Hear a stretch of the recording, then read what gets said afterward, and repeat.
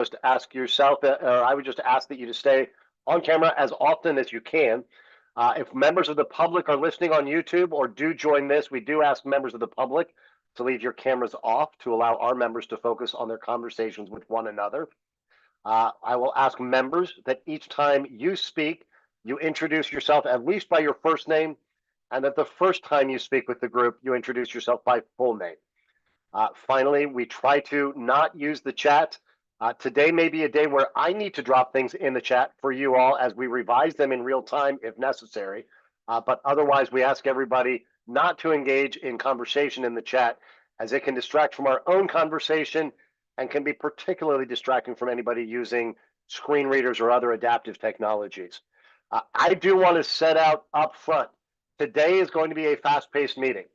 Because of some of our attendance issues and frankly the volume of good ideas you all came up with, we have 20 ideas to get through in 120 minutes. Some of these get combined. That still means we're looking at about 5 minutes per idea. That does mean I'm going to need to move us along, and I'm going to need to ask all of you, if you've got comments that relate to critical changes to the idea, I want you to air them. I don't want you to ever feel shut down from that conversation. I also want you to remember not to let the perfect be the enemy of progress, and to keep in mind that it will be the job of the executive committee to figure out some of the details, like how to implement these or what exactly the means of enforcement or compliance may be. I'm going to encourage all of you to really focus on, is this at its substantive level what we want to put forward as a recommendation? With that said, before I start us into the conversation, does anybody have questions about today's meeting?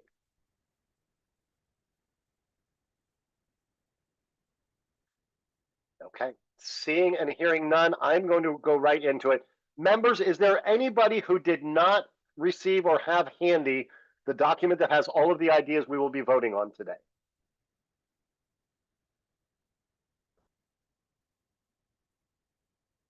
Okay, if you need that, let me or Carrie know. Otherwise, I'm going to read from it. I will occasionally paste it into the chat so that you can see that directly. Our first couple of ideas are revised based on our previous conversations. So on these, the intention is to go directly to a roll call vote on them. Before I go to that roll call vote, I will give the opportunity, if anybody has important questions or sees a critical change that needs to be made. The first idea we will be voting on reads as follows: established within an appropriate division of state government an accessibility navigator position or office to provide technical assistance to property owners seeking to comply with requirements and meet greater standards of transparency of the availability of accessible housing. The office would also perform the roles in the previous ideas we discussed that related to providing navigation for individuals with disability, and building permit applications where no individual performs that function in a jurisdiction. At our last conversation, you all added the following note, that we may want to look at things like the Excel Design Assistance Program or CHAPA's Technical Assistant Program and other parallel federal programs as this is developed. Hey, Barrett. Yes, Mr. Josh. Judge, I think you have the wrong subcommittee. Those are the housing ones. Oh my Lord, I am so sorry, everyone. You guys are looking at me like, Barrick, what are you talking about? Thank you, Josh, and my apologies, members. Feel free to tell me when I am way off base like this. Mr. Winkler, I appreciate you. Okay. We are back to running for and serving an elected office, with my sincere apologies for confusing you with housing ideas. This relates to obligations of the Secretary of State's office. You may recall that on a previous call, we talked about requiring them to have certain materials and information available. Now we're going to get into how signatures are collected for ballot. This was revised based on some member input. The idea, this is idea number 7 from our document, direct the Secretary of State to develop and require the statewide use of a secure, fully accessible means for electronic signature gathering to secure placement on ballots for elected office and require any political party nominating candidates in Colorado to comply with such requirements. There was a note added by a member that we need to require and define the appropriate audits to ensure compliance. Now that I am back on track with what we're here to talk about, does anybody have any critical corrections or proposed changes to that before we go to a roll call vote?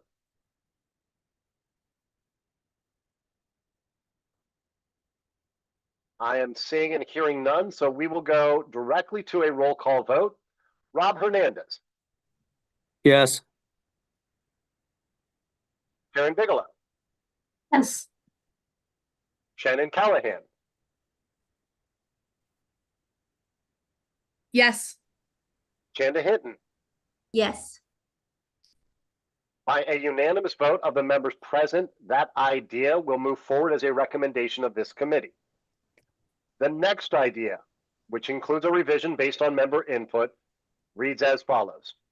Require any political party nominating candidates in Colorado that any vendors generally necessary to be used to seek the party nomination be required to certify and demonstrate that all services, technology, and software are fully accessible, including the documentation and systems for submitting the documents to run for office.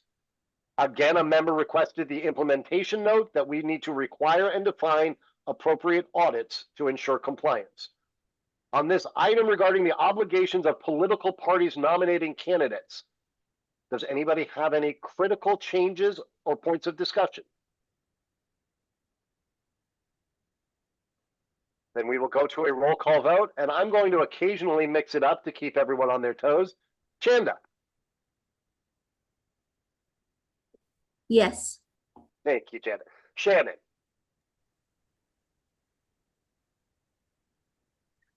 Can I ask just a bit of a clarifying sentence, Yeah. if you don't mind?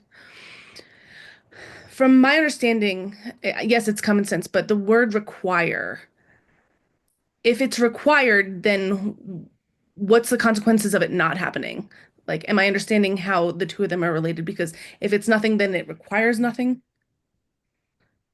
I think that's probably why one of the members asked that we include an implementation note, that we must, as part of implementation, define the appropriate audits and methods to ensure compliance.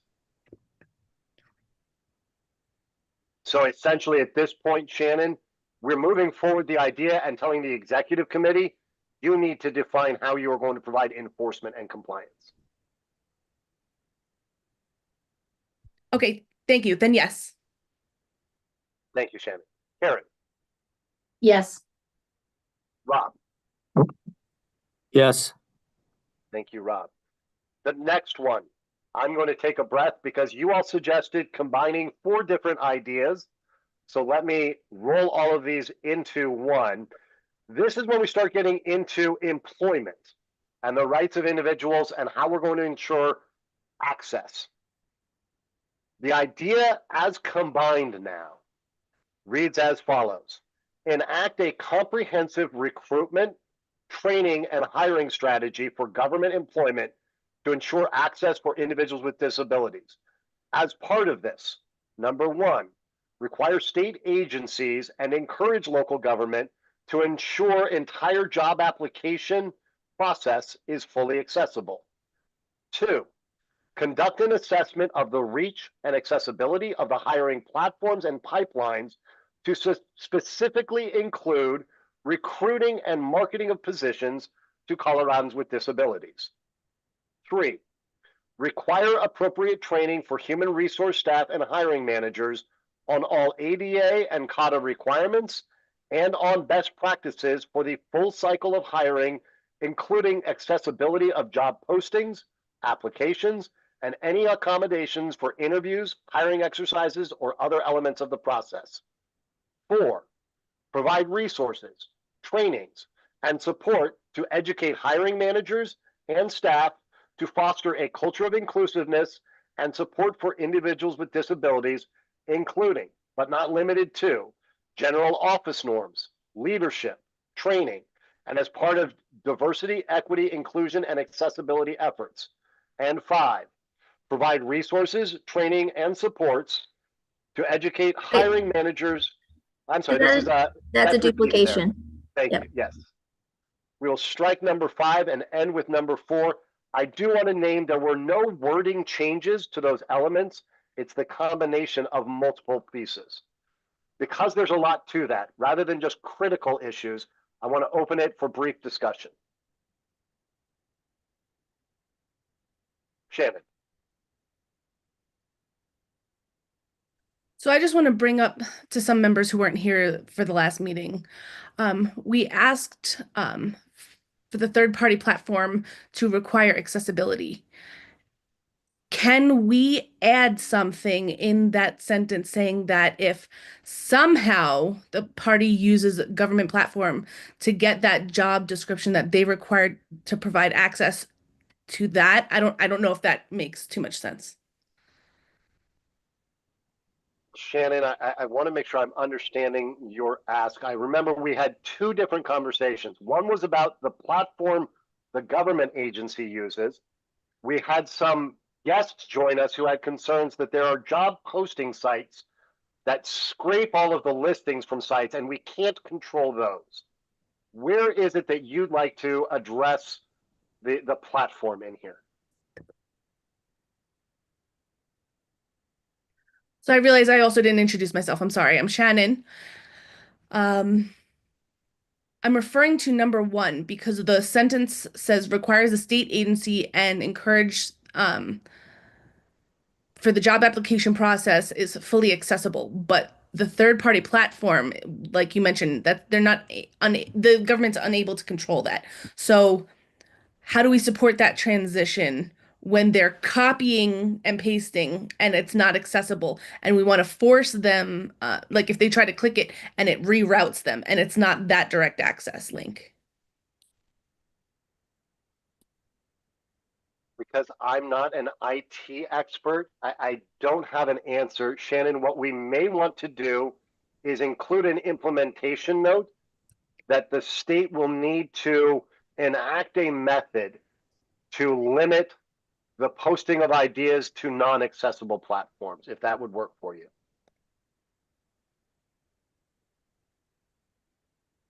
Do you have another idea for a requirement you'd like to propose?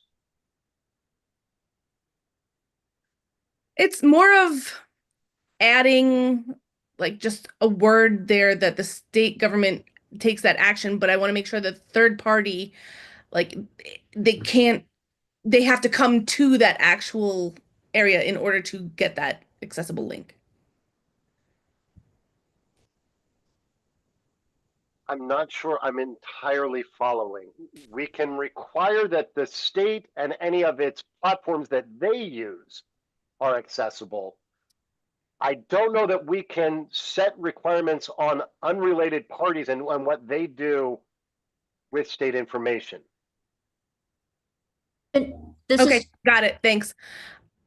Shannon, This did is- you have something? yeah, this is Chanda. I think putting an implementation in there just so that what Shannon's expressing doesn't get lost. I think that implementation of like any sort of like level of consult with IT to ensure that what he's expressing doesn't get, overlooked, I think is important. And knowing that we can't control third party, at least eliminating how third parties can take state agency postings and do things that then no longer make them accessible, I think is what Shannon's trying to resolve. Shannon, does that feel more correct? I don't know. Yes. Okay. Yes.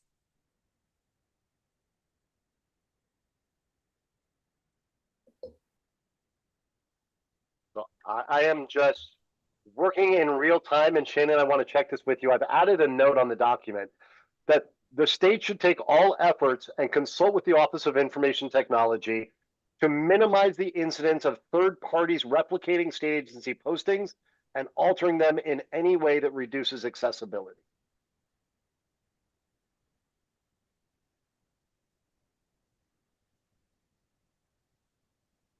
That sounds good.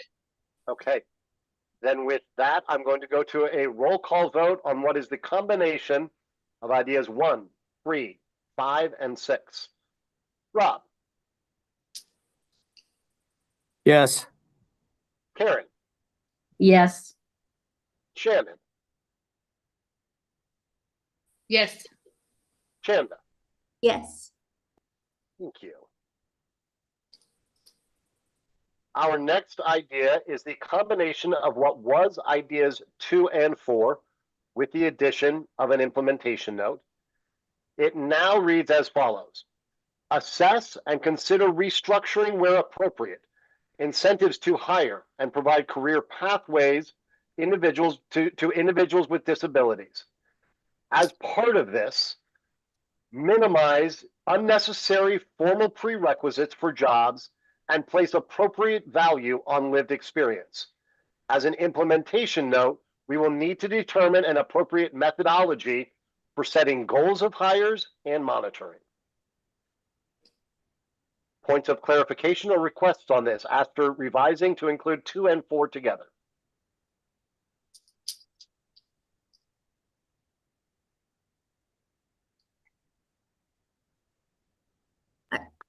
I think you'll get to it, but then down below there's ID 4 again. And so will that need to be going away since it's up now into 2 and 4? Or, okay, sorry. I just wanted to mention that, sorry. No, I appreciate that. This was me working very quickly to incorporate all of your ideas. Okay, I'm going to go to a roll call vote on ideas 2 and 4 as combined and read. Rob, Yes. Karen, Yes. Shannon, Yes. Chanda. Yes. Thank you. I am moving past ideas 5 and 6 because they were combined with ideas 1 and 3 into that master idea we went through.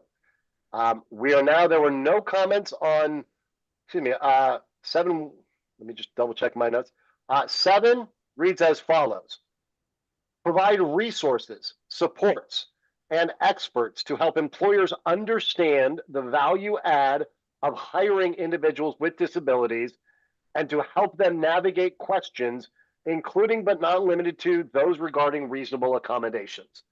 We had no request for changes on the survey. Do any of the members want to make critical changes to this item?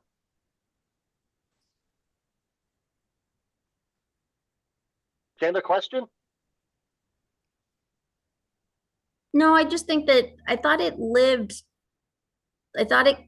potentially combined somewhere else because it's talking about that education and higher. So I thought maybe it was able to be combined and not live alone, but yeah, but I would have noticed that when I did the review of it. So you can ignore it if we can't find it, but I thought there was a place where it kind of landed in another recommendation for to make it concise. Sorry, that's just Chanda. No, thank you, Chanda. If I missed that, then I will apologize.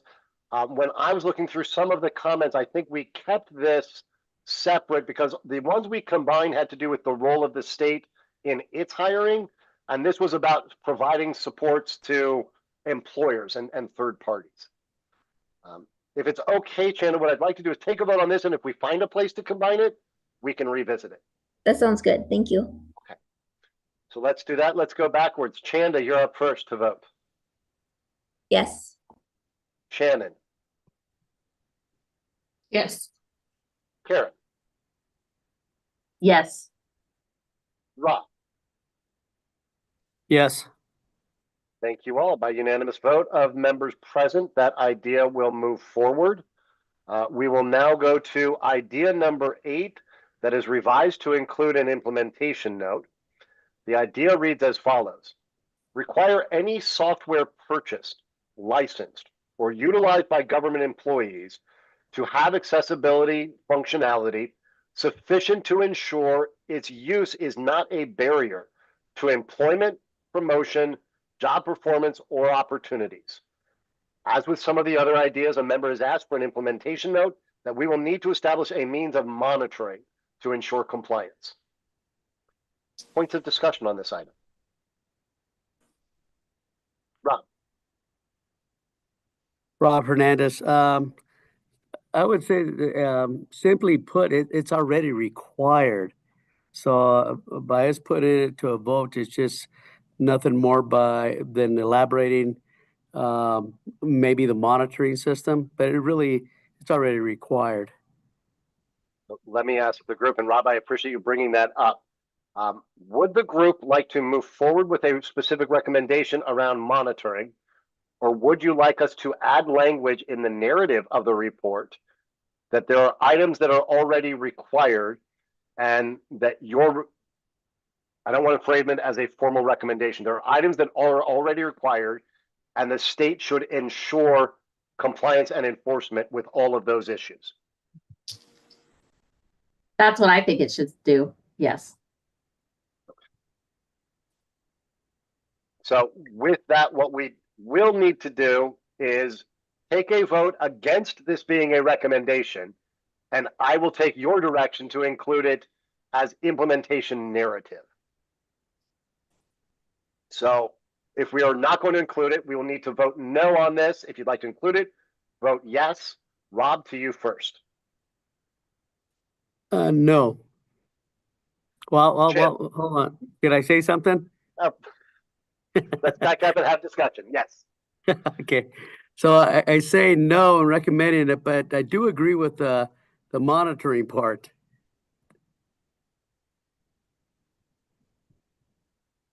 So members, for discussion, we're going to step away from the vote. You have the opportunity to revise this to, rather than say require any software purchase, to instead say establish a system of monitoring to ensure compliance that any software purchase.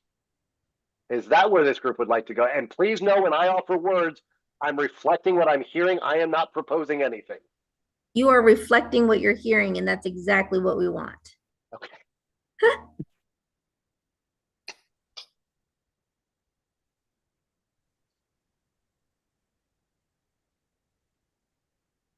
The idea would then read, establish a system of compliance monitoring and enforcement to ensure any software purchased, licensed, or utilized by government employees to have accessibility functionality sufficient to ensure its use is not a barrier to employment, promotion, job performance, or opportunities. With that, and what I'm seeing is a lot of nods, I'm going to go to a roll call vote. Rob Hernandez.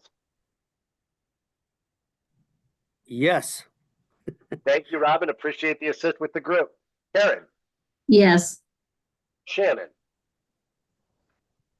Yes. Shanda. Yes. Thank you all. The next idea, which comes with a question from a member, and I got another note raising the same thing. The idea as originally written was promote the state accommodations fund and encourage local models of similar funds. There is a question of whether this should be included as an implementation tool and best practice rather than being a recommendation of this group. Should this be something we talk about in the narrative, or should this be a voted on recommendation that they promote? I'll open it up to the group for discussion on that. Shannon.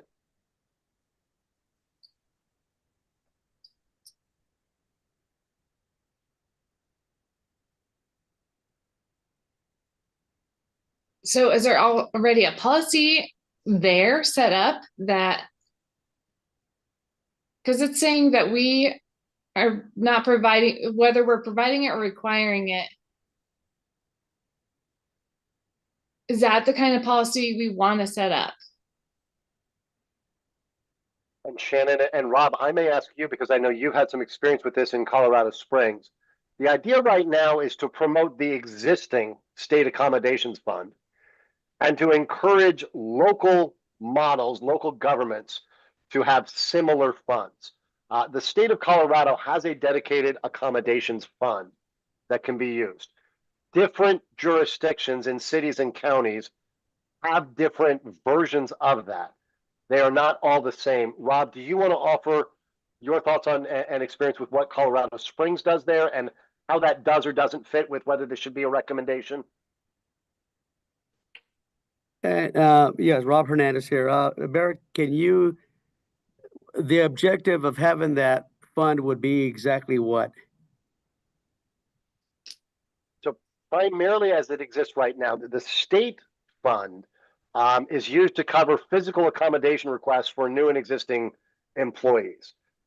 So different agencies can access this centralized fund to cover the cost of accommodations rather than it coming out of necessarily their agency or office or program budgets.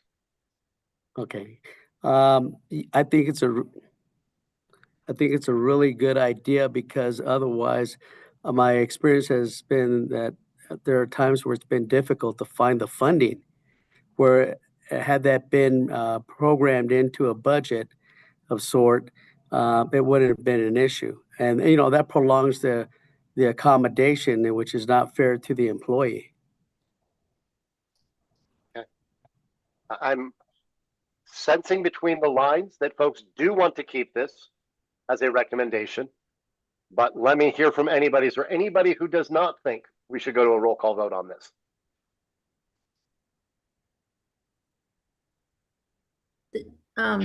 This is Shanda.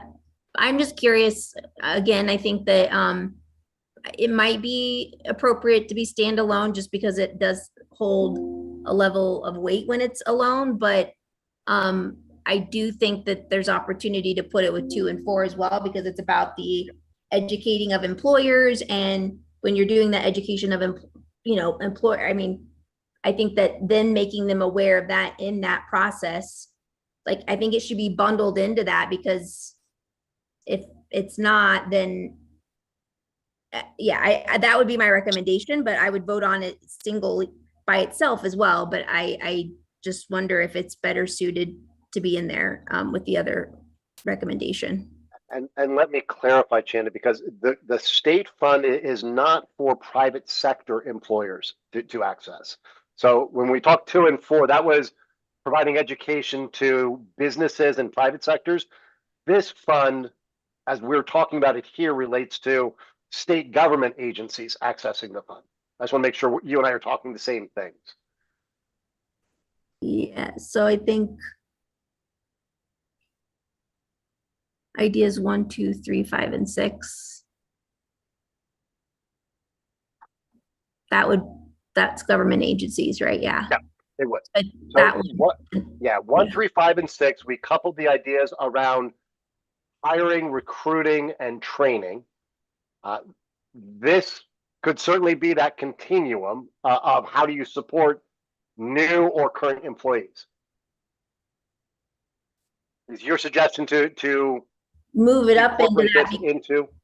Yeah, because I feel like that, if it's not, for let's say if they stay separate and it's not included in that, I think it incentivizes and reminds, again, money shouldn't always incentivize people, but we know that there's a level to which it does. And so I think that it fits well in that for the ability to make sure it's included in that whole, like, okay, now you've hired, and when you do hire, there's funding that can be supported to make sure that that individual gets hired and has their needs met while becoming employed.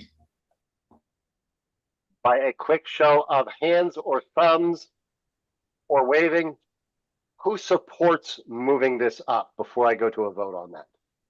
I'm incorporating this with 1, 3, 5, and 6. I'm seeing general support. So we are going to vote to incorporate item 9 into our combined 1, 3, 5, and 6. This would become bullet number 5 under that item. And to make sure everyone is accessing the same information, I'm doing that in real time. It's now bullet number 5. And this will be a new vote to incorporate item 9 into our combined items 1, 3, 5, and 6. Chanda. Yes. Shannon. Yes. Karen. Yes. Rob. Yes. Okay. We'll move to item 10. This does come with a revision in the form of an implementation note based on member feedback. Item 10 reads as follows. For in-person meetings, require that a representation of the hosting body has verified the full accessibility of the venue. Based on member input, a implementation note has been added to require and define appropriate mechanisms for an individual to file a complaint with the appropriate body and for monitoring to ensure compliance.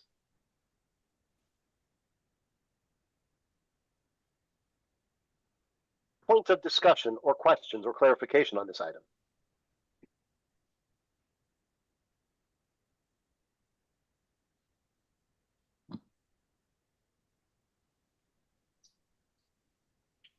Then we will go to a roll call vote. Rob, Yes. Karen,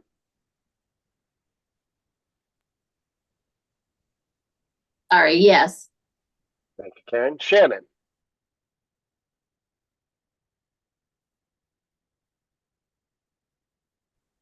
Oh, sorry, I'm thinking at the moment.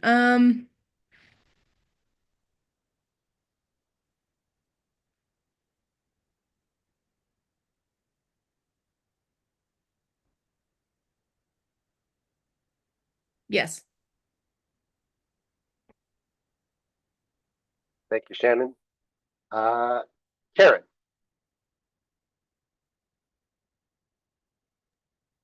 Yes. Rob, Yes. thank you. Councilman Hines, I know you just joined. Did you want to vote on this item? I apologize. I don't know what the item is. Let me read it to you. We are, and I will drop the link directly to you so you have it. We're in this document on item 10. The item reads as follows. For in-person meetings, require that a representative of the hosting body has verified the full accessibility of the venue. Yes. Okay, and for clarity, there was an implementation note to require and define appropriate mechanisms for filing a complaint, for non-compliance, and for monitoring to ensure compliance. Councilman Hines, yes. I will move to item 11, which had no feedback or revisions.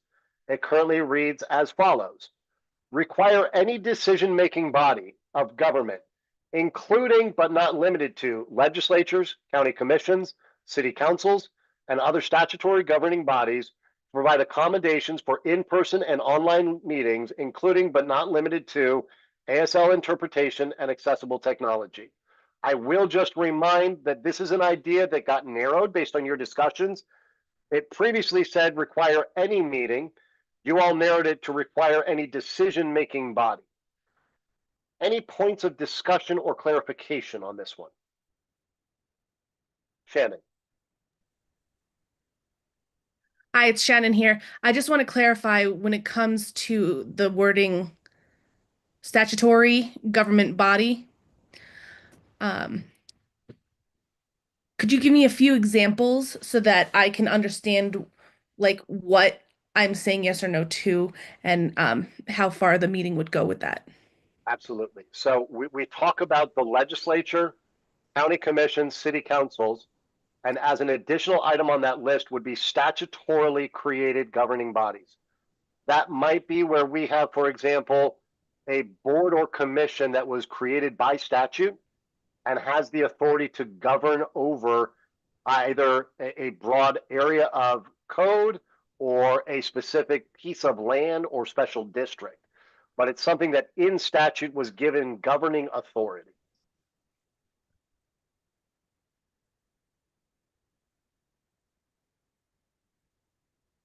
Okay, so is that different from a benefit organization that like a town hall? Would that include that or no?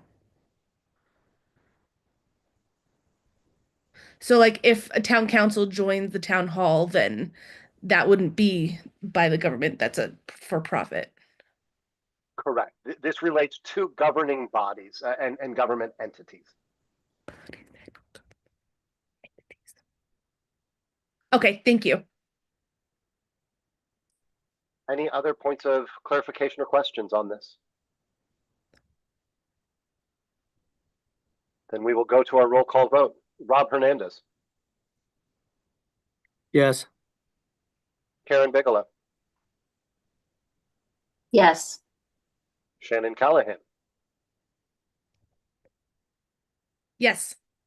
Shanda Hinton, Yes. and Chris Hines. Yes. Thank you. We are now on idea 12, and I don't know if folks are just really hungry and trying to get out of here before lunch, but I appreciate the speed and efficiency with which you're moving forward. I hope my early comments about us having a lot to do are not having you hold back your commentary. I want anybody who has questions or concerns about any idea to feel fully invited to share those. I will now move to idea 12, which has some notes. The idea reads as follows: direct all government bodies and agencies to provide information about requesting accommodations through an easy, locatable, and fully accessible web page that is prominently linked from the main website and a dedicated contact person with telephone and email or contact form easily located on all materials or websites relating to public discussions or meetings. We had some members flag that much of this is already required by the ADA, CADA, or by HB 211110, the Digital Accessibility Act, and the work that OIT is doing. Someone suggested that if we do advance this as a recommendation, ensure that this is intended to be complementary and not conflicting with any of those requirements in the ADA, in CADA, in OIT, and the digital accessibility. And that it addresses areas necessary rather than duplicating those.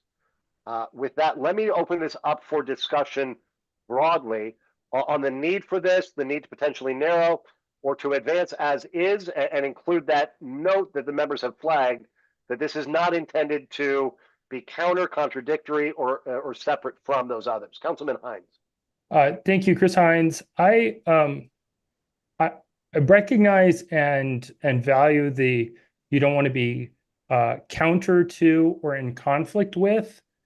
I think it's okay if we are overlapping, so that if that sometimes the Colorado state law overlaps federal law.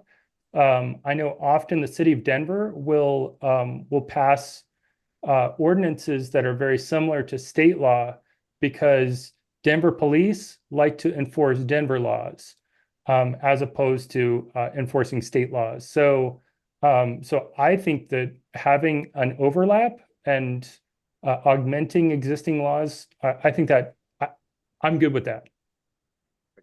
Thank you. Rob. I agree. And on the other hand as well, even though right now it's required, yet there's several municipalities that don't have it.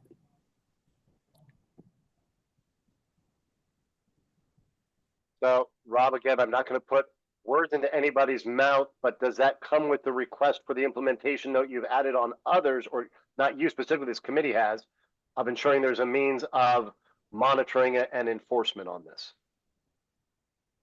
I would say yes, because as I said, it's required now, but yet there's several municipalities that don't have it. And when will the DOJ finally correct that? They're the enforcement agency, right? So I think that under CADA we have an obligation. Shanda, is your hand up? Yeah, I think what this is Chanda, both comments I agree with. And I think that oftentimes, I think the overlap is good. I think that one of the things that I've noticed is oftentimes what will become a barrier is that when one says this and one says that, and so then it becomes confusing on which is actually the proper enforcement, and one pointing fingers at the other to who is the enforcer versus not the enforcer. So I think that the executive committee could really drill down into that component of it. But I think that I agree with what's said, and just being mindful of not also allowing people to say, well, it states that this is what it is, so it's not our responsibility, but yet then it makes somebody else the responsible. So I don't want to get in that vicious cycle of that piece of it either. Understood. Shannon, did I see your hand up? Yes. Shannon here. I just want to say you guys already mentioned it, but I just wanted to point out a big part is if ever something were to happen with like federal ADA was removed, it would be a good thing that we have this locally set up.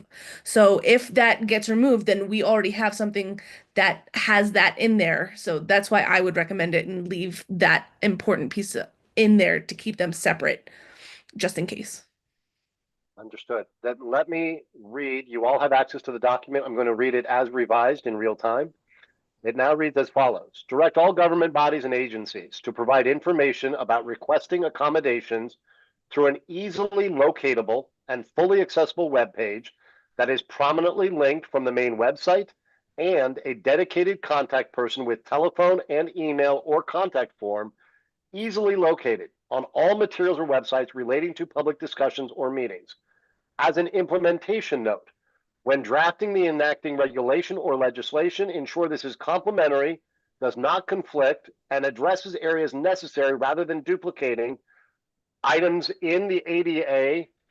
Excuse me, I'm typing while we work. Overlapping is okay. Further, require and define appropriate system for enforcement, monitoring, and ensuring compliance.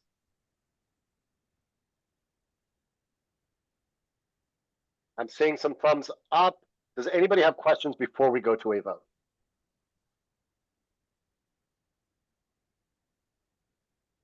Then we will move to a roll call vote. Rob Hernandez, Yes. Karen Bigelow, Yes. Shannon Callahan, Yes. Chanda Hinton, Yes. Chris Hines. Yes. By unanimous vote of the 5 members present, that idea will advance as a recommendation. The next several ideas did not receive feedback. I will read them as is and invite conversation.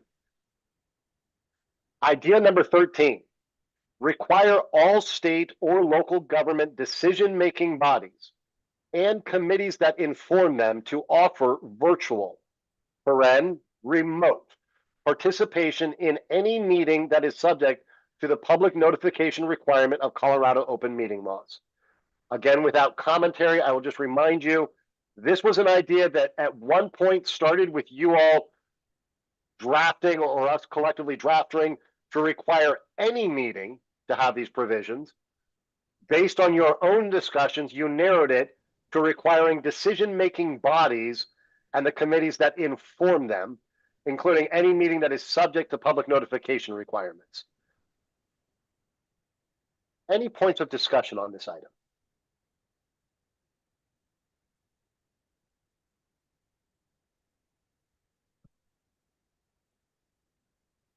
Seeing and hearing none, we will go to a roll call vote. Mr. Hernandez. You know, a question came in my mind right as you said that. Then I'm going to pause the voting and bring us back to discussion. Okay, so when we require that, what is it? Some examples of what we're requiring. That we're requiring, as this idea is drafted, it would require any decision-making body.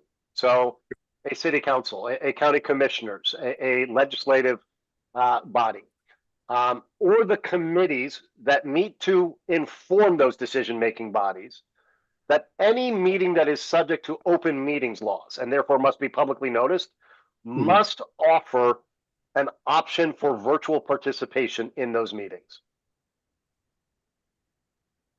Got it. Thank you. Then I will go to a roll call vote, starting with you, Mr. Hernandez. Yes. Councilwoman Bigelow, Yes. Mr. Callahan, Yes. Ms. Hinton, Yes. Councilman Hines. I like Mr. Callahan's suspense he gives us. Yes. By unanimous vote of the 5 members present, the idea to require remote participation by governing bodies and committees that inform them will move forward as a recommendation. The next idea also had no feedback from this group, You did all see the general feedback in the public input folder. This is in support of the previous idea. Establish guidance and explore creation of a fund to support small and rural communities, particularly those where high-speed internet may not be universally available or affordable, to provide a centralized location where the public can remotely access and participate in government discussions. Without offering any opinion, I will remind you, we had a conversation about combining these. The discussion led to keeping them separate because the group wanted to have the requirement for public participation be something kept separate from establishing this guidance and potential fund to support. That said, this is your committee and your ideas and recommendations. So anybody want to offer discussion on this idea about exploring the creation and offering guidance to help rural communities provide this centralized location for folks to be able to participate remotely? Rob. So, well, I think it's a great idea because I've seen that quite a bit, and where there are citizens that want to participate but they're not able to, and they should be able to. Who would pay for the fund? I mean, the ideas and all that, being provided, that's great. That takes a lot of the battle out. But where would it be funded from? As currently drafted, we don't offer a solution or an answer. The recommendation would be that the state explore the creation of such a fund. As we all know, they would have to identify what that source of fees or other revenue would be, whether that's budget allocation or a fee-based funding. We don't recommend one. Okay, so basically the funding, if the law would pass, state funding would help provide that to these locations. Am I right? Am I correct? Yeah, as written, it's encouraging the state to explore the creation of that state level Okay. fund. Yeah. Okay, got it. Other points of discussion on this item?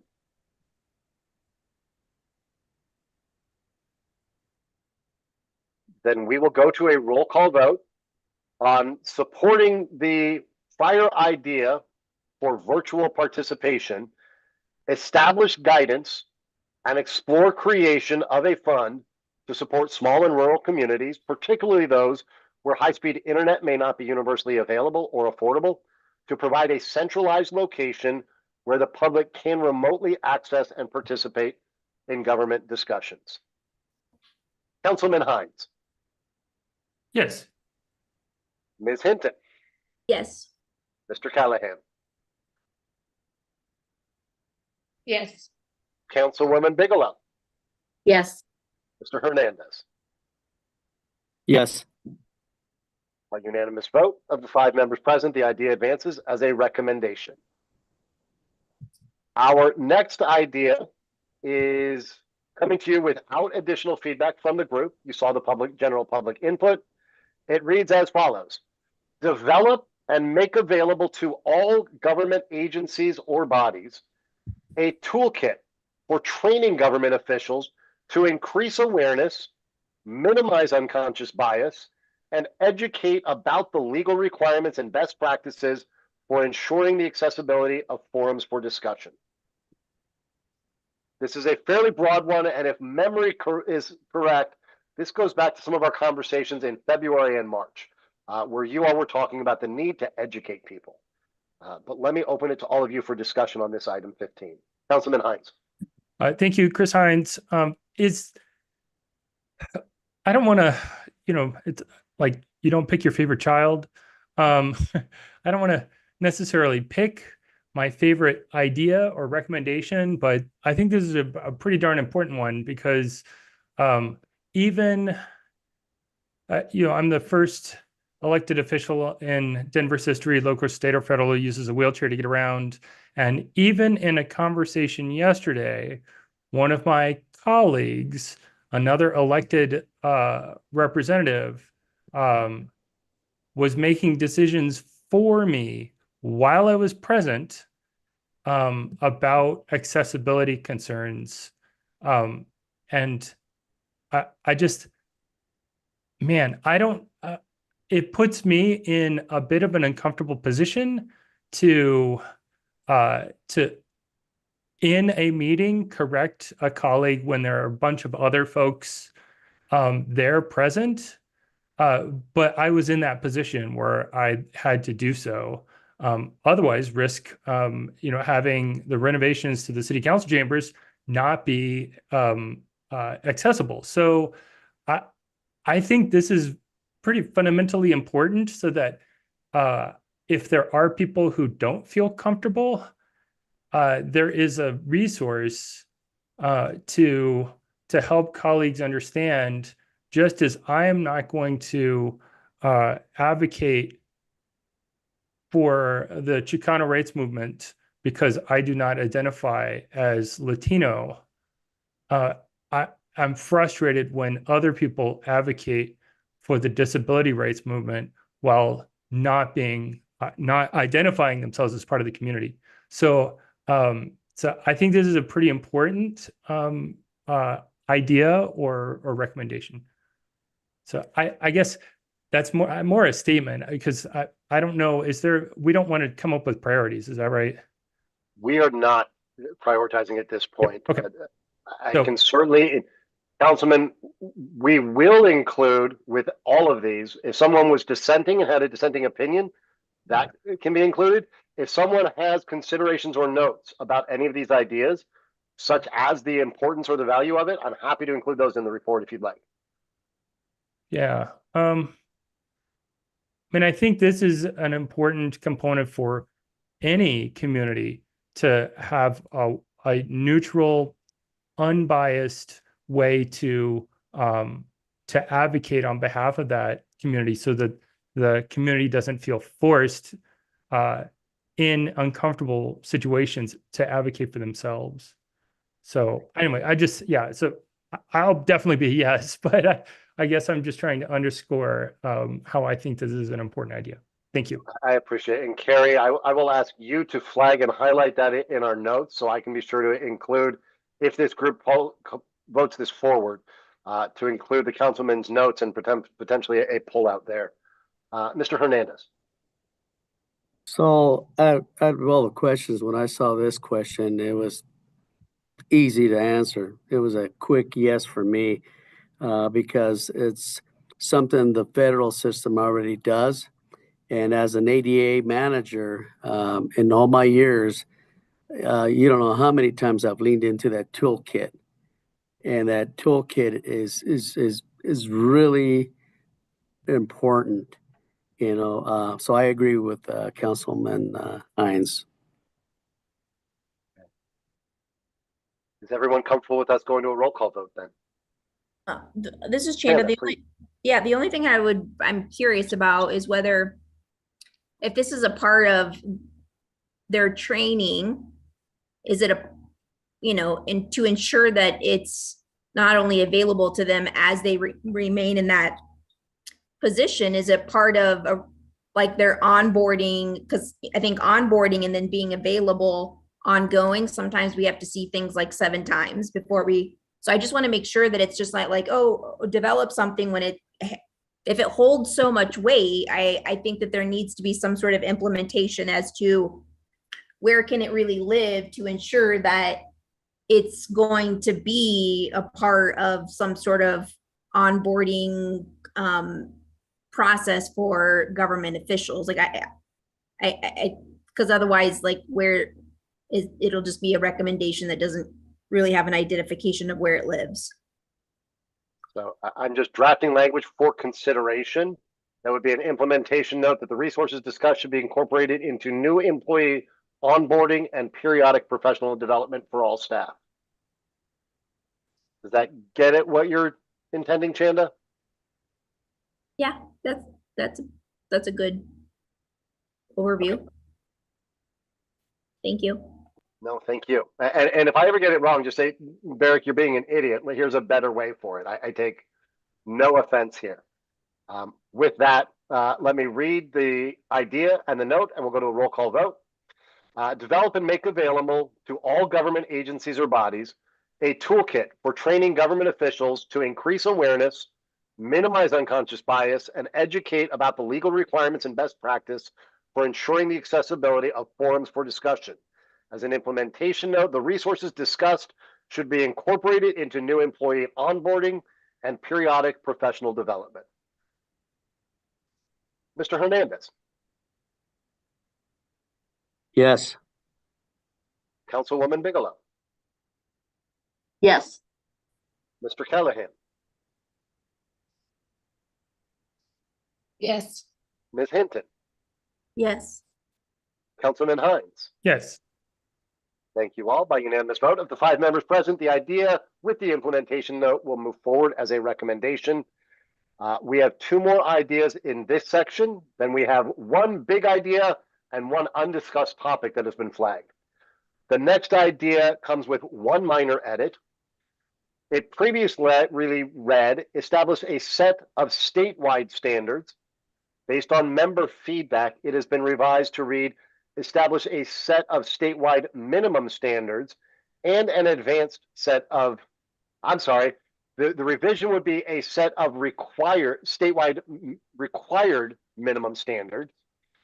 We're adding the word required, and an advanced set of standards or best practices for meeting accessibility, governing in-person and virtual or hybrid meeting accessibility, including timelines for compliance.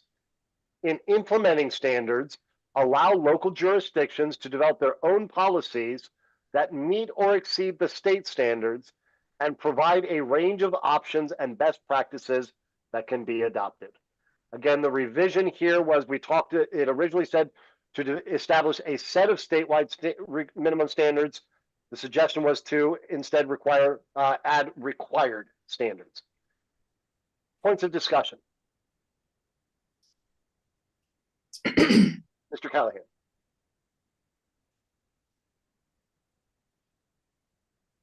So if I understand it correctly, it would require a minimum, right? Yes. It cannot go back and forth. Like there is a minimum set up. There's no back and forth to it, right?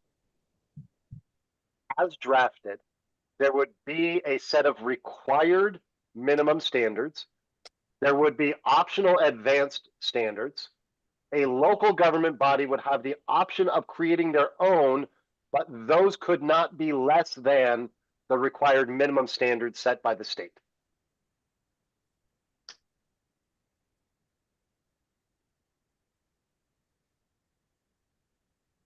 Oh, okay, that's fine then. That makes sense now. Any other questions? Chanda. This is Chanda. I think too, one of the things that might be coming up for some of us is that we always know that the minimum standards or the minimum is like often what people do to get by, right? So I think us as a committee that's concerning to us, but I think that if we don't put that in there, then we're risking the opportunity for people to say that they don't even know what the minimum is. And so I think that we're trying to say meet the minimum and I would say with the executive group and like encourage the advanced, because the minimum is not really all that great sometimes, right? And so I just want to make that note that I think what might be coming up for some of us is that kind of narrative in our heads, like we don't want just the minimum, but I've heard a lot of people say, well, we don't even know what's required as the minimum. So then it's like, then you just lose both ways. So I just wanted to make that statement. Maybe it goes to the executive and I think acknowledge what maybe most of us might be feeling on in the call. Councilman Hines, let me go to you and then I'll read an implementation note I drafted as Chanda was talking. Yeah, thank you, Chris Hines. I apologize for being late.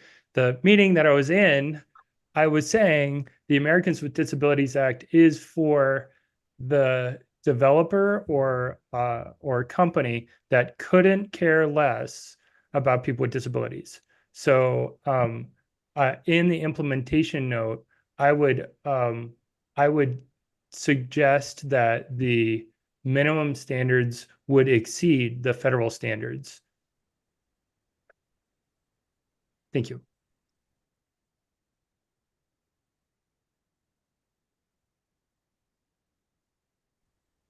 Okay, then let me read a three-part implementation note that now reads, the standards should be developed in partnership with individuals with disabilities.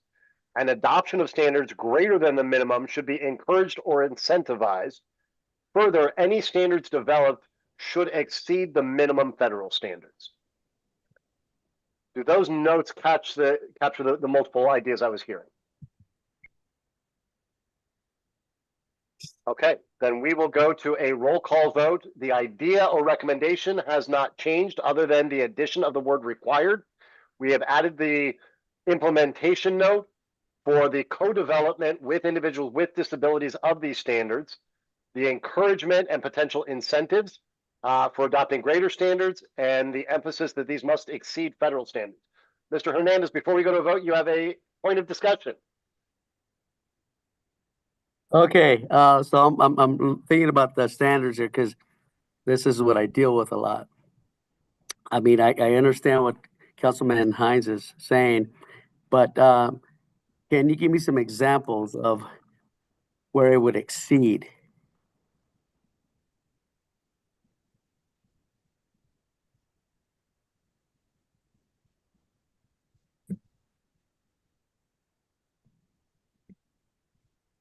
Councilman Hines, please jump in. Yeah, thank you. I didn't know if anyway, Chris Hines.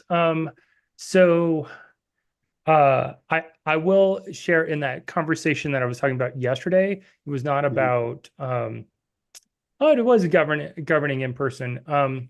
So we were talking about accessibility of the city council chambers in the city of Denver, and ADA minimum is a 3 foot wide ramp. For me, with my power chair, I'm playing bumper cars with both rails. And so while those are the minimum standards, and that's what the developer put into those standards, we have elected officials. We have one elected official in Denver who uses a wheelchair, and that minimum standard of 3 feet wide, should there be an event that requires a hasty exit from the chambers, that ADA minimum would be difficult to facilitate that hasty exit. So even an extra 6 inches could mean the difference between 30 seconds faster exit, and in that in some situations seconds count. So since it does talk about accessibility regarding in-person meetings, I think that's a valid example. And then we just had that conversation yesterday, and as I said, my colleague was trying to speak for me. Thank you. That's a great analogy, by the way, and I agree. A very present one. Yeah, and I agree because here in the city of Colorado Springs, we're doing that. We're not taking the minimum requirement, which is 3 feet for a sidewalk. We're doing the 4 feet, but we've gone beyond that into a best practice. The PROAG, Public Right-of-Way Accessible Guide, which will hopefully be a standard, is 4 feet. But we're doing beyond. We're doing 5 feet. And we've already seen that that's improved path of travel for many. And not just for people with disabilities even, right? But also when we're doing an evaluation on a restroom or whatever the situation is, the contractor always has a tendency of going to that maximum, okay? And also the maximum, right? And then they end up being over, okay? So then we got to go back and say, no. This is the scope here. So bottom line, I'm not going to get into it too long, but I agree with Councilman Hines. It is a good practice. It really is. And that could have saved me a lot of headaches. And it is helping me now, by the way, when we're using it. With that, let me read the item as revised to include the word required and the expanded implementation note. Establish a set of statewide required minimum standards and an advanced set of standards or best practices for meeting accessibility governing in-person and virtual or hybrid meeting accessibility, including timelines for compliance. In implementing standards, allow local jurisdictions to develop their own policies that meet or exceed the state standards and provide a range of options and best practices that can be adopted, excuse me. The additional note that the standards should be developed in partnership with individuals with disabilities and should exceed the minimum federal standards. The adoption of standards greater than the minimum should be encouraged or incentivized. With that, I will go to a roll call vote. Councilman Hines. Yes. Can I ask a quick question sorry. really fast? I'm going Sorry. to hold the vote and go back to Ms. Bigelow with the question. How are we going to monitor this implementation?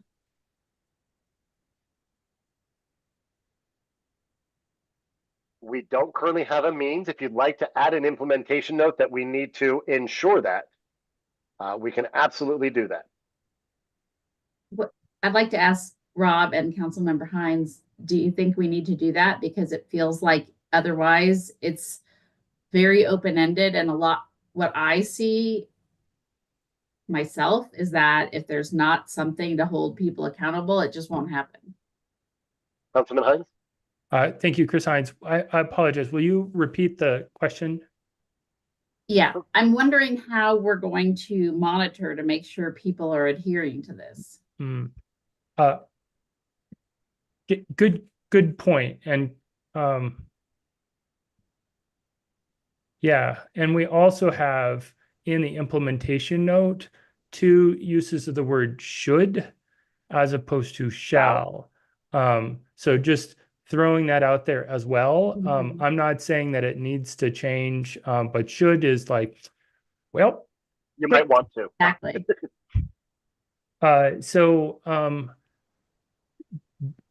The City of Denver, we have a timeline because in 2017, we entered into an agreement with the Department of Justice that comes due in 2025. Our website is becoming far more accessible just in the last 6 months as a result. So to your point, while the Department of Justice gave the City of Denver several years to do so, a lot of the action is taking effect right at the end of that timeline. And so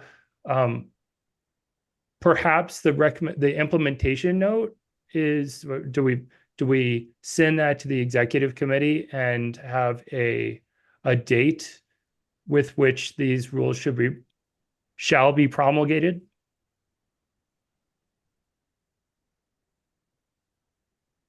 Rob, I'm going to go to you. I would just flag, I'm adding 2 things in the implementation note. One was the issue of a system for monitoring, enforcement, and compliance. I'm also, as draft language in response to Mr. Hines, adding a executive committee request to develop a timeline for implementation. Perfect. Mr. Hernandez.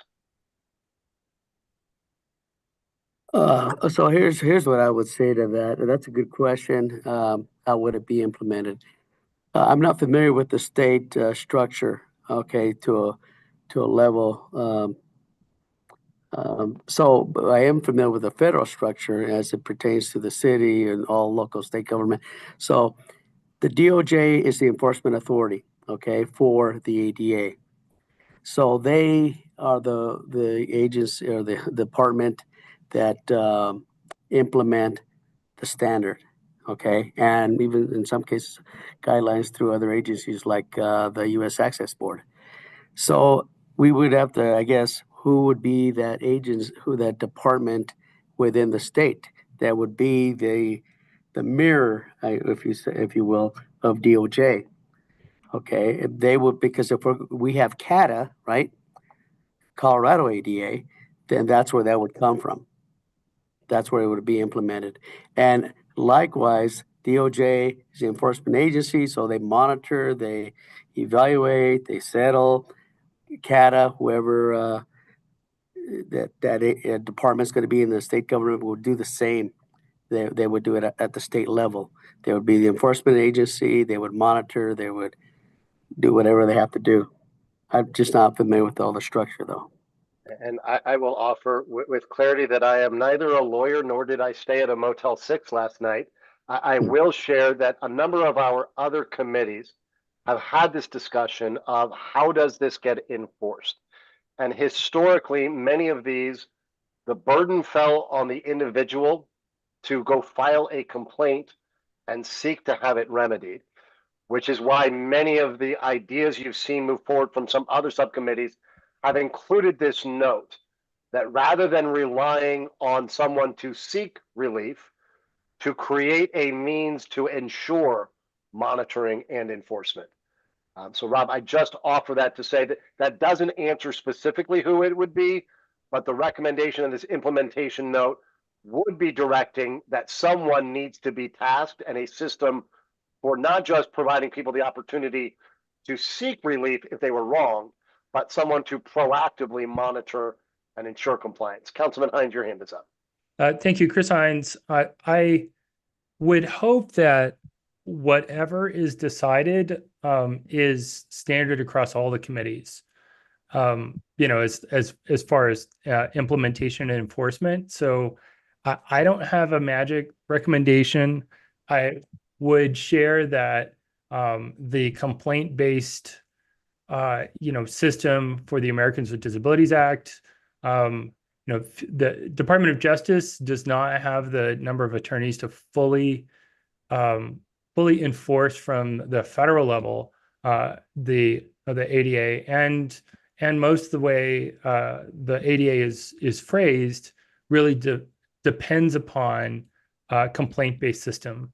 And I would say, I could probably find 100 violations of the Americans with Disabilities Act and retailers just in my neighborhood, much less, in the city of Denver. And so the complaint-based system is not fully effective, not just for the Americans with Disabilities Act, but, here in Denver, we have a complaint we're phasing out, but we've had for the last 100 years, a complaint-based system for sidewalks, cracked and broken sidewalks. And I could roll through the center city of Denver and find 100 infractions there too. And so I would hope that we'd come up with a uniform system across the committees, and I hope it is not a complaint-based system. As far as what it is, I don't have a great answer for that.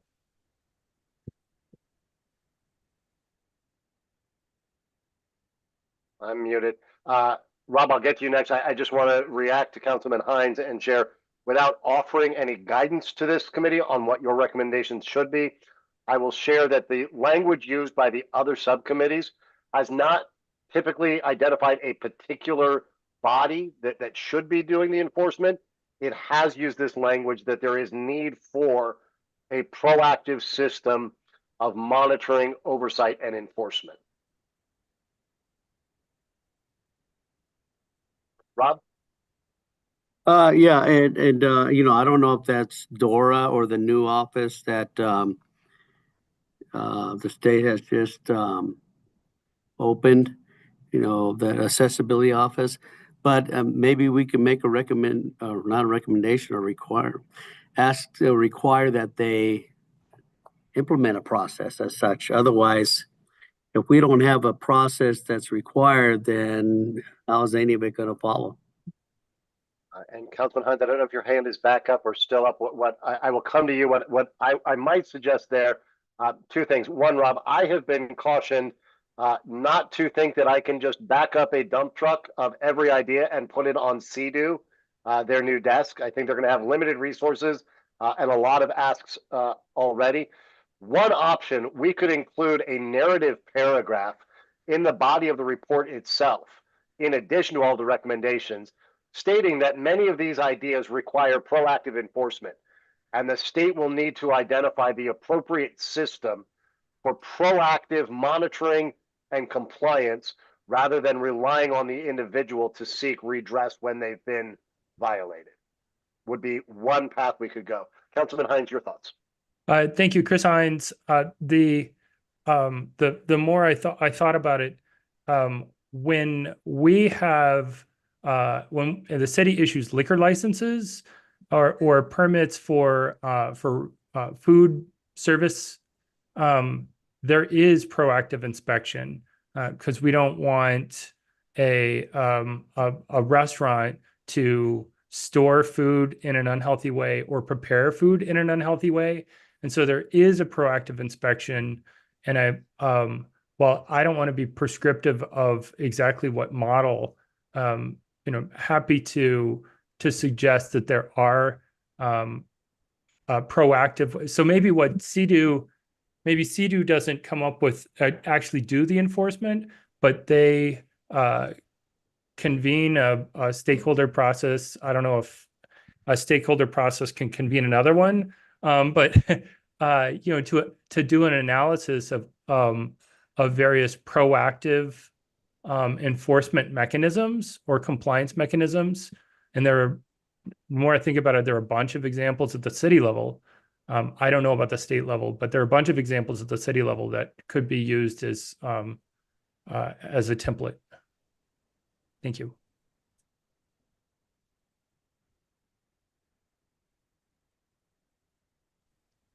I haven't done this with any other committee of introducing new ideas or recommendations in real time. I think this may beg for it. So I'm just going to throw out the idea and we'll get to it last. But Councilman Hines, building on what you're saying, because so many of the ideas you all have recommended and advanced as recommendations require monitoring and oversight. We could quickly draft language while we're together right now, requiring the state to convene a working group of interested and affected stakeholders to develop a system for monitoring and enforcement of all requirements in any of the recommendations. Proactive. Proactive, thank you.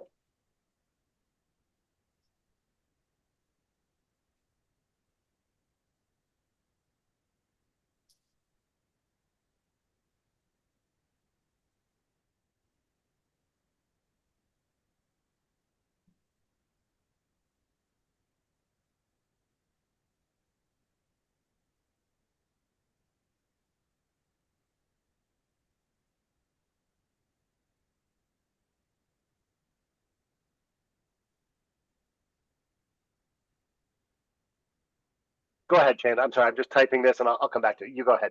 No, it's okay. This is Chanda.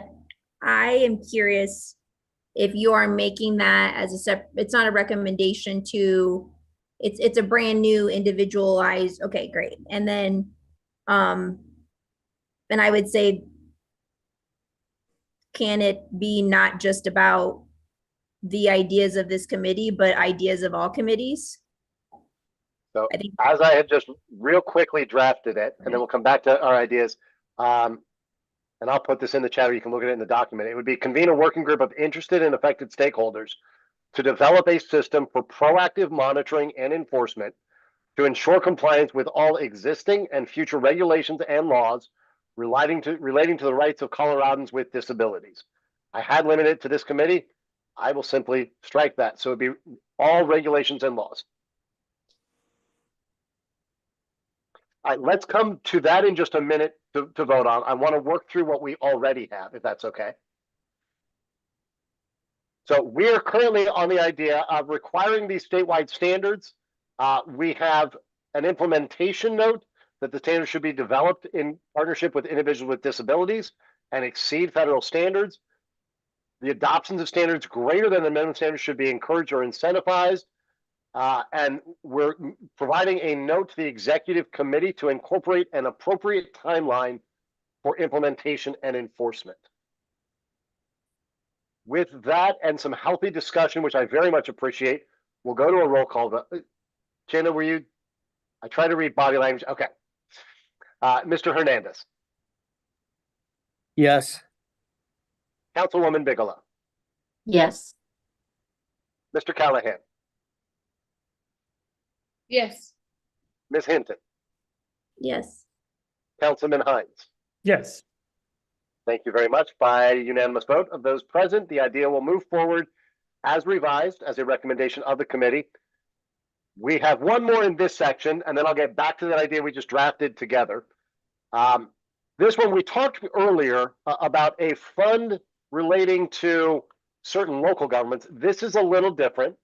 This one reads, provide multiple models for and encourage local governments to create an accessibility fund that any agency or office within that government can access to provide services such as ASL translation and interpretation, accessibility systems for meetings, and other non-construction or capital costs, which should be covered in a separate budget.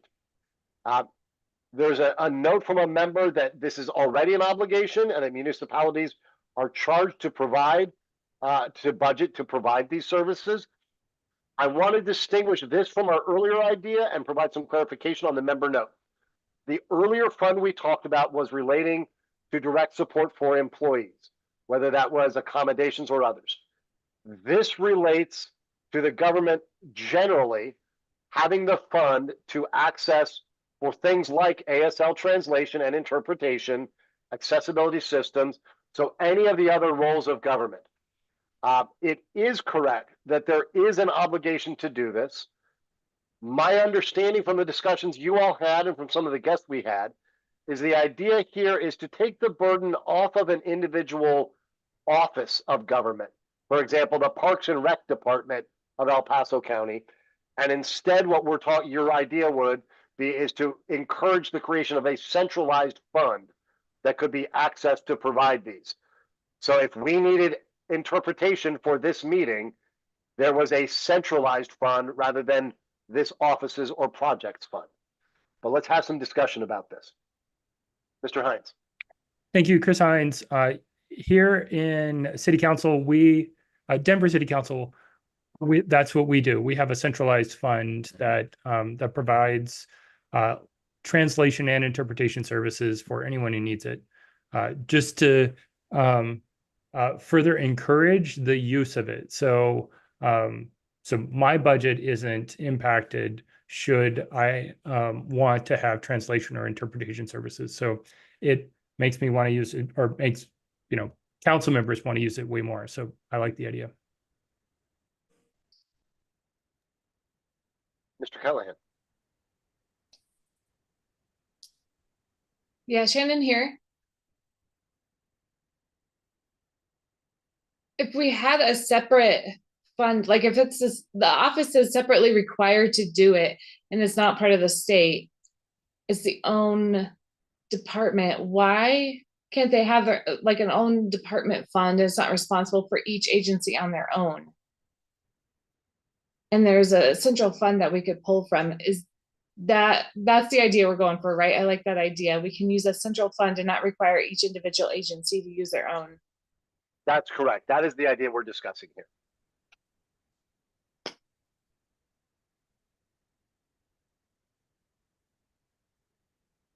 Any questions or discussion? We will go to a vote on this. Councilman Hines. Yes. Ms. Hinton. Yes. Mr. Callahan. Yes. Councilwoman Bigelow. Yes. Mr. Hernandez. Yes. We now have a new idea that's come up in this section for your consideration. We will have this discussion with full transparency. We have not socialized this with stakeholders. You all are coming to this idea of a potential new recommendation based on the overall input and your feedback on all of the ideas. This would be to convene a working group of interested and affected stakeholders to develop a system for proactive monitoring and enforcement to ensure compliance with all existing and future regulations and laws relating to the rights of Coloradans with disabilities. Any discussion on this item?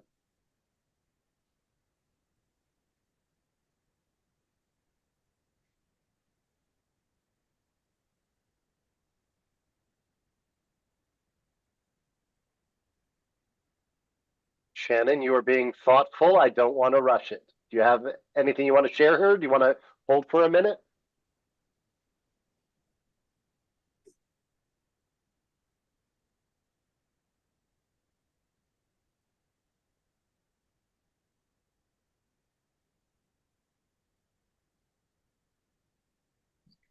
Jen. Yeah, if I could go ahead. Shannon here. I like what it says. I think I'd like to add one thing.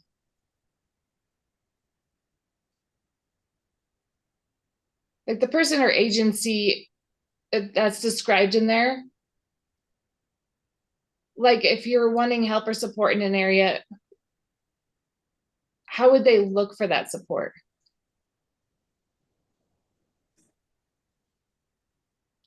And who could you work together with to get that? Like something we could add in there to a link or something for someone where they could get the support and where they could access it. I don't know, something like that. Two thoughts. We can certainly include a note that in developing this system, they should include a mechanism for individuals to contact and get support. The idea itself is about creating the compliance system itself, but we could include the idea to provide contact if you'd like. Yeah, I think that'd be good.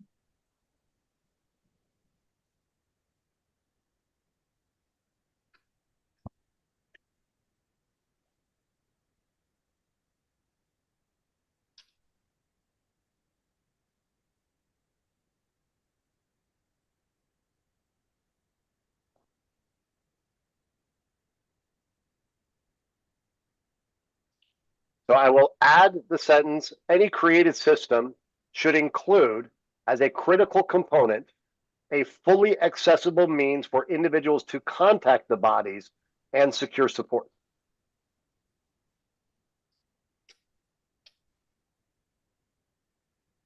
Yeah, I think that's a good start. Members, I don't want to rush this one since we created it in real time. Is anybody wanting to discuss this before we do move it to a vote?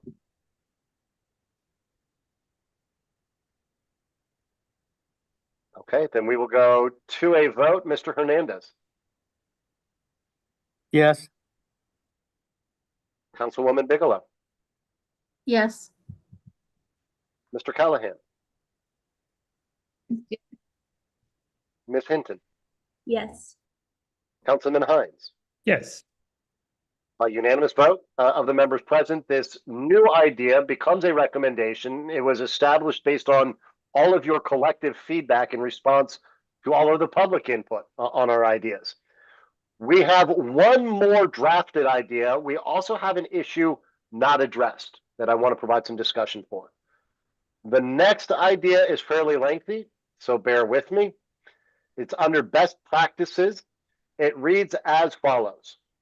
Provide a guidance document for state agencies and local governments with the clear goal of moving in a defined timeline to an approach to accommodations that does not require people to ask for them, which should include training for government officials that includes ableism awareness, unconscious bias, and a value-add approach to accessibility as a fundamental tenet of conducting government business. ASL interpreters should be standard practice for any public meeting, particularly those of decision-making bodies. Physical space accessibility plans with a time-certain and limited plan of not more than 5 years to have every government where the public conducts business or employees work be fully accessible. Inclusive statements in job postings, public discussion announcements, and appropriate statements of general public interest. Publication of all government announcements and documents in plain language and accessible formats. We did have some member notes on this. There are venues and meetings where ASL may not be needed and would not be an appropriate use of dollars. The reality is that physical spaces may not be able to be made fully accessible. This is why the Department of Justice requires a self-evaluation and transition plan to remove these barriers. The state should mirror with CADA being more proactive to ensure this is taking place rather than depending on the DOJ. So some lengthy comment there and a fairly lengthy idea or recommendation around these broad general practices that really, from the essence of this and the discussions that created this, boil down to all of this needs to have guidance and a timeline for certainty of enactment. And the timeline called out here is not more than 5 years in particular for any government facility where the public business is conducted. Mr. Hernandez. Yeah, I agreed with almost all of that, except where those were my comments, by the way, my reply. And my concern is, like, for instance, you get into a venue and the need is not there for ASL, for instance, right? And we're already short on interpreters as it is. So let's say you get into the situation where we start requiring that and then they're not needed. And then over here where they actually are needed, but they can't even get an ASL interpreter there. As it is, we saw that Shannon, we had to get an interpreter, and then Jenny reached out to me and I looked at my resources where I could find one, right? So that's my concern. If we just start automatically requiring that and the need is not there, then we're not only wasting taxpayer money, we could be using that towards other barrier removals for ADA. But, and I've had that happen where we did that, and lesson learned. We had a ASL interpreter there, but there was nobody that needed it. And you know what? I guess that even though we thought that was proactive, it really wasn't smart. So lesson learned for us was we're going to do it upon request the way it is, and that we will. And then the other part where we get into the what I was saying, we shouldn't depend on the DOJ. CATA should be our go-to. They should, we need to make sure that we use the process that's already there, self-evaluation and transition plan, to make sure that these places are effective. Because we shouldn't be holding a venue to begin with, or an event, if it's not accessible there. And we do that by engaging in an assessment prior to doing so. Look at Councilman Hines. He ran into that situation. That made national news, probably international news. Thank you. Shanna, I'm going to bring you in, and whether you want to comment it or others, I think Rob is surfacing something this committee needs to talk through now of, should an individual, there's this balance you guys are hitting on of a government body making an expenditure that may not be necessary versus one class of individuals having to make special requests in advance to be able to participate. Should Shannon have to notify the government that he wants to participate in a way differently than I have to for me to participate? I'll ask the group to weigh in on all of that. Shannon, I'll go to you first. This is Chanda. You basically just said exactly what I was going to say, which is I don't think that I understand that money could become an issue, and I don't know when we'll get there, but I think that we're trying to all strive for a day that we don't have to seek our accommodations before we show up. We just get to show up, and we have equitable access to the things that all of us get to. So I think that in order to continue pushing that needle, knowing that, again, let's hope we see it within our lifetime, I wouldn't recommend making any. I would push the envelope on still making it required versus an accommodation. And again, I'm not in anyone's position to where they have to spend expenditures in order to do it, but it's almost like I would need to reach out and say, well, have the ramp ready for me. And it's kind of like, I really don't want to do that. I want to make sure that I can show up and participate. And I do just want to name, and Karen, I'll bring you in next. As drafted, what this says is to provide a document or a guidance document for state agencies and local governments with the clear goal of moving toward this in a defined timeline. Right now, we are not saying it's a requirement. That might not be strong enough for someone who says, I want this to be an absolute requirement. That might be too tough for those that say you're putting things in there that governments should not be demanded to do. Karen, your thoughts? Sure. I really have a problem with someone having to ask for accommodations when I don't have to do that. I think what we need to be doing is looking at, could we could we do something, what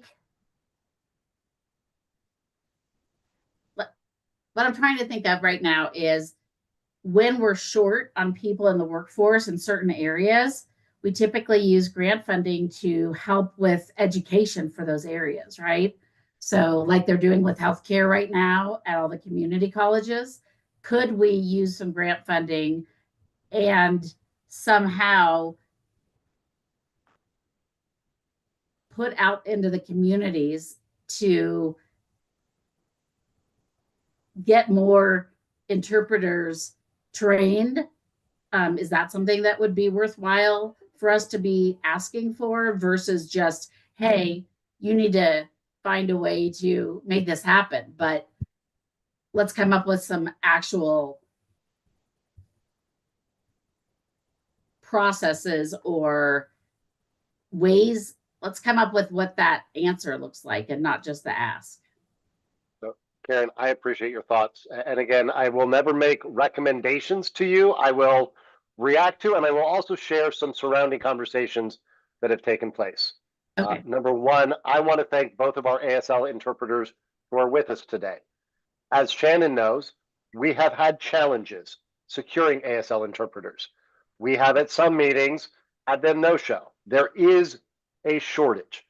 There were some offline conversations that started only half serious and became very serious, that should there be a designated career pathway to Yes. address a shortage similar to how we have talked about teachers, how we have talked about nurses, and should this idea name the shortage of ASL interpreters and include a suggestion that the state explore opportunities to grow the ASL workforce by all means. Again, I'm not proposing it. I'm reflecting what I've heard from some others for you to consider. Councilman Hines. Thank you, Chris Hines. I, in a similar sort of conversation, and I'm not sure why Shannon hasn't raised his hand. Please, I'm very interested in your thoughts.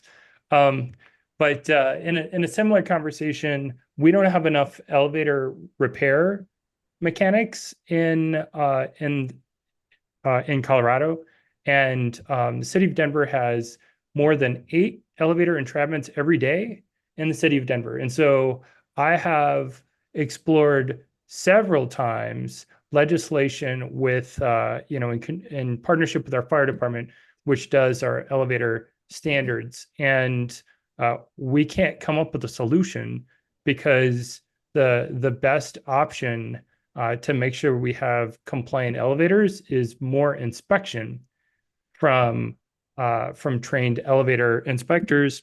We don't have enough inspectors, and we don't have enough mechanics to fix them so that the inspectors can inspect. So this isn't, I'm trying to take Shannon personally out of the conversation, because as a value statement, I totally agree.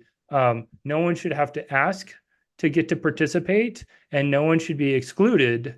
And I was interviewed by the BBC. They made international news. The stage issue. So I felt it myself, and I don't want anyone else to feel the same way. So there's a value statement, and there's the practical, reality. And so I wonder what Shannon's thoughts are.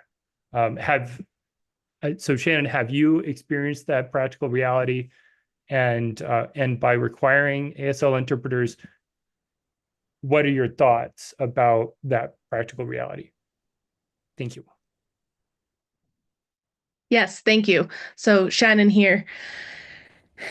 I do want to remind everyone that the deaf community is very diverse. Not everyone follows the same standards, not everyone's the same. So many deaf people would rather not have to request before they show up. They would rather have an interpreter ready. Why should they have to ask? But other people are very understanding and agreeable about it. So, it very much varies. And that argument is yes, but if the budget's not there, so there's a whole bunch of things that go into it, right? So really, we understand that interpreters are expensive, and there are times when people don't show up or they've run out of time, and then that becomes an argument as well. And that argument will never stop. But I still do encourage the idea that if it's not having to be asked for, then that's amazing. That's great accessibility. But when it comes to money, that becomes more of a question as to why should we have to do that? Why should that fall on us? And I think that the requesting part becomes sticky because that forces us to then take action and reach out.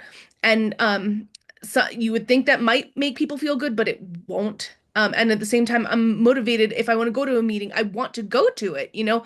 So I think it's good to have levels of what kind of meetings, like as far as the town hall, absolutely yes. If you're talking about like the budget for building walkways or something, I think people would show up, but it's good to have the availability, or you know, whether you offer the requesting or not. I could see, you know, both sides and having options, and like yes, we will provide it if it's needed. So yeah. I want to call out and clarify something in the idea. I'm going to offer an implementation note. Rob, I'll then invite you in, and then in the interest of time, we're going to go to a vote where I'm going to encourage people to vote your beliefs on this, and we don't always have to be unanimous. I do want to name that the language currently in here says ALSL interpreters should be standard practice for any public meeting, particularly those of decision-making bodies. So there is some language. We also are not yet at require. We're providing guidance. I will offer to you a potential additional implementation note that to help meet these goals, the state should explore incentives for career training and recruitment for those fields that have shortages and are related to the equal access for those with disabilities, including, without limitation, ASL interpreters, elevator service technicians, and others. Rob, your thoughts on the overall idea and the discussion now? Well, I will say this, I love this group. Great listening to what they had to say. What I said is, you know, from experience, but something that Chanda said resonated, push the envelope. And I've known many things that have happened because the envelope was pushed, and that's how good changes were made. We would get a lot of pushback, and you know, a lot of, I don't want to say whining, complaints, and this and that. But it's a culture change. It's a culture change. So I think we are ready for that culture change. I really do. Thank you. I appreciate this group's respectful dialogue. I'm going to read this idea with this implementation note, and then we're going to go to a roll call vote. The idea, unedited other than the addition of an implementation note, reads as follows. Provide a guidance document for state agencies and local governments with the clear goal of moving in a defined timeline to an approach to accommodations that does not require people to ask for them. This should include, first item, training for government officials that includes ableism awareness, unconscious bias, and a value-add approach to accessibility as a fundamental tenet of conducting government business. Next item, ASL interpreters should be standard practice for any public meeting, particularly those of decision-making bodies. Next item, physical space accessibility plans with a time certain and limited plan of not more than 5 years to have every government facility where the public conducts business or employees work be fully accessible. Next item, inclusive statements in job postings, public discussion announcements, and appropriate statements of general public interest. Publication of all government announcements and documents in plain language and accessible formats. That idea is unchanged. The implementation note would read, to help meet these goals, the state should explore incentives for career training and recruitment for all those fields that have shortages and are related to the equal access of those with disabilities, including, without limitation, ASL interpreters, elevator service technicians, and others. Rob, do you have a point of discussion before we go to a vote? Please. Yeah, yes, real quick. You mentioned the 5 years. Could you elaborate a little bit on the 5 years? I will let the group do so because it's not my language. The language reads that physical space accessibility plans, and again, this is a guidance document for state agencies with the goal of moving in a time-defined approach. This item is that physical space accessibilities with a time certain plan of not more than 5 years to have every government office where the public conducts business or employers work be fully accessible. Okay, so where employers work, but I'm wondering, is that just where employers work, but not open to the public? As Or is written, it it would open? include that. It would As include written, it's an or, not an and. So it So would I will say include. this. I will say this. That's a huge, I mean, that's enormous. That is enormous. That would take a huge, I mean, as it is the DOJ when they come in and they settle with Denver, or when they settle with any municipality, you're talking millions and millions of dollars. Okay. And even then, it's not going to happen in 5 years. And that's under the Rob, I DOJ's. don't want to cut. Rob, Yeah. I apologize. I don't want to cut you off. I do want to make sure we get to the last item here. Is Okay. there something on here you want to propose the group consider on this? Yeah, 5 years is not a realistic time. I'm telling you, this is what I do, and we have made strides big time in the state. But 5 years is just—it's not real. Give me a number for this group to consider. I would say, the reality is it's a 20-year plan. Sometimes it's 30-year plan. So 30-year plan is really very common amongst the DOJ. So if we say a 15 to 20-year plan, that's really pushing it, but it's aggressive. Chanda. This is Shanda. What if we just put 5 and let the executive committee drill into, like, I know the realistic, it's probably not, but like, what if we just put it in there for the sake of like again, pushing the envelope and then let it fall where it needs to fall. But at least we could be as pretty aggressive, knowing that it may not be realistic, but at least it gets us closer to maybe what we really want versus what we don't want, Kind of like asking for more, right? Yeah. Yeah. Yeah, I mean, never asked me for $1, Rob. Right. They ask you for 10. That's a good point. I mean, but just to know that the reality, right? But yeah, push the envelope, right? Let me go to Councilman Hines. You're going to get final words, and then we're going to go to a vote so I can get to our last topic.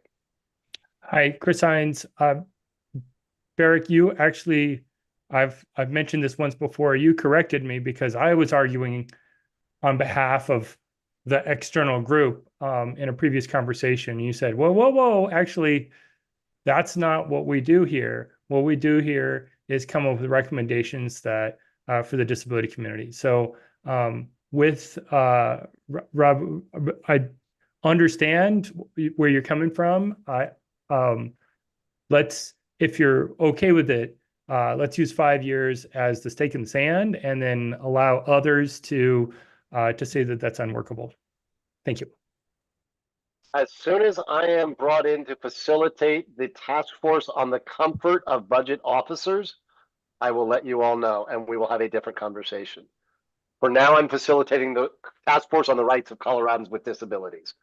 So with that, we will go to a roll call vote with full understanding of this conversation we've just had. Rob. Yes. Councilwoman Bigelow.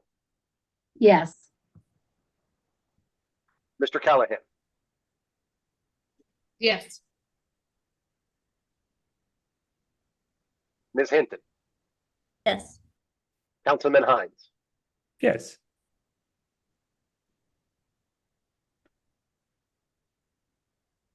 Councilman, you're smiling and off mute, but I did not hear a vote from you. Yes, I apologize. Yes. No, thank you. I just don't want to speak for anyone. That concludes all of our ideas. There was a member who flagged. You may recall, we didn't get a lot into basic access to government services, and in particular, some situations were brought to our attention about access to things like medical services and the accessibility of some medical providers. We didn't get to those ideas. I don't want our report to suggest they weren't important to you. You may see a note here on the additional discussion that there was an absence of recommendations developed relating to accessing government services, particularly relating to medical services and access.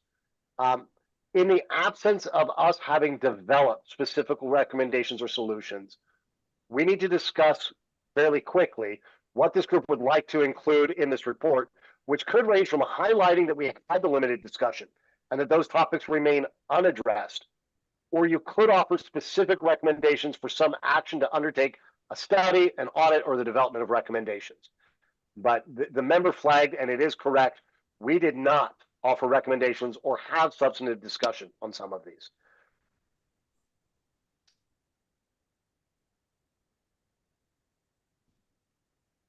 Chandler. This is Chanda, and I put that in there.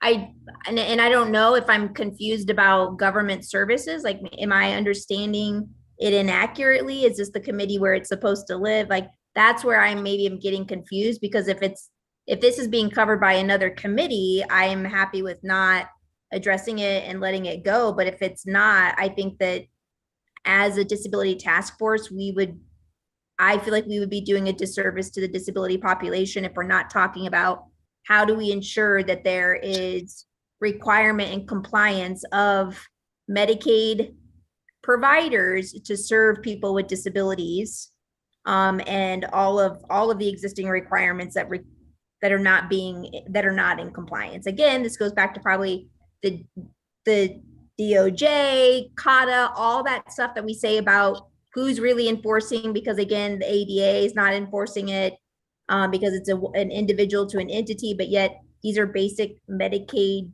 services that we shouldn't have to submit a complaint to the ADA in order to access. So I just think that if it's not being discussed anywhere in the task force committees, executive, or wherever, I would be disappointed. So, and Jenna, a couple thoughts on that. One, it's a gray area of whether that was the task force or this subcommittee. To the extent it should be addressed, it absolutely is this committee. And the fact is, because of time, we didn't get into it in depth. And I don't want to, one, we obviously in 5 minutes aren't going to develop the specific recommendations for enforcement, but I want to 100% respect what you're saying and propose that we can add a section to the report on what was not addressed, including this, and call for the need for recommendations to be developed to address this, whether by the executive committee or by a subsequent body. Yeah, and can I propose that it be that there was already a study and an audit and recommendations done that the executive committee should review and execute according to regulations, because HICPUF already did a study. They already met with everyone. They've developed recommendations, and I think then that needs to be reviewed by the executive committee and identified what's going to be done with it. If the committee is willing to ensure that they're okay with that recommendation inside here. And that includes, again, going to healthcare and having an interpreter, going to healthcare, having the ability to get into the building, get on treatment tables, like that various basic human health need that we all require shouldn't be left out. So Chanda, what I'm going to propose, since this group may not be familiar with HICPUF's study and report, I don't know that it's appropriate for this group to endorse each recommendation. We can put into our report, noting that the study has already been done by HICPUF, and recommending that the executive committee review it and develop recommendations based on the recommendations in that report. I agree, absolutely. I don't feel that this is an issue for a vote, but does anybody have objections to this narrative and request of the executive committee being included?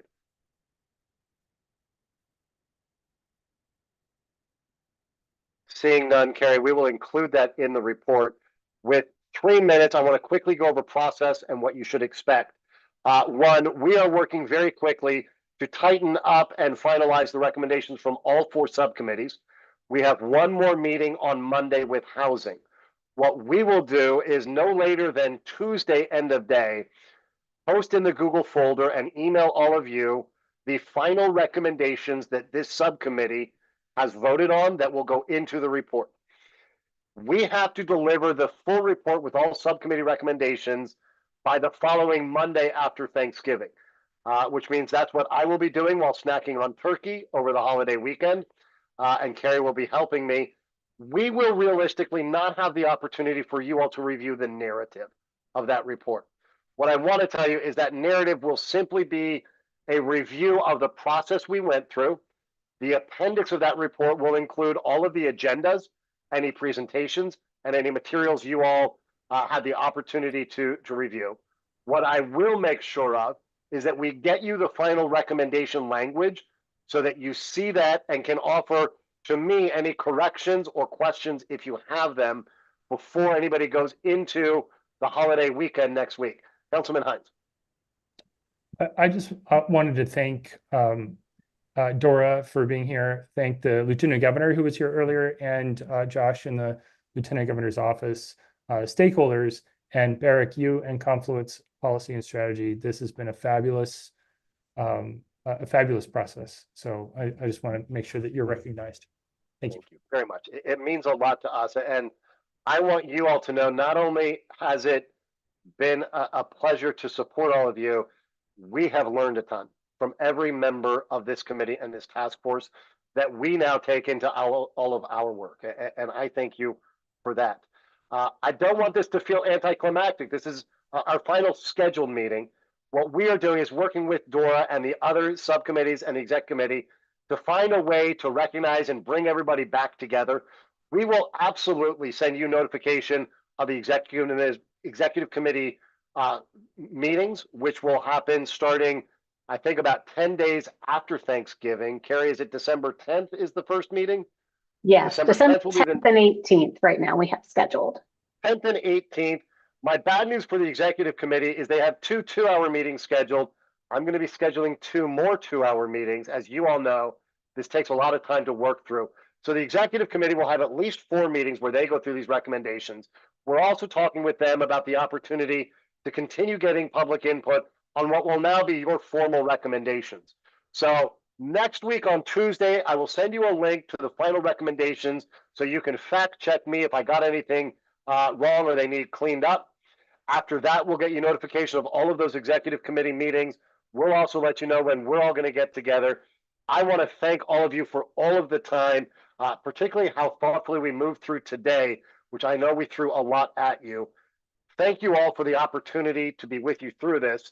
We'll get you those emails the first of the week. We'll look forward to getting together with you in the month of December. And thank you guys all so much.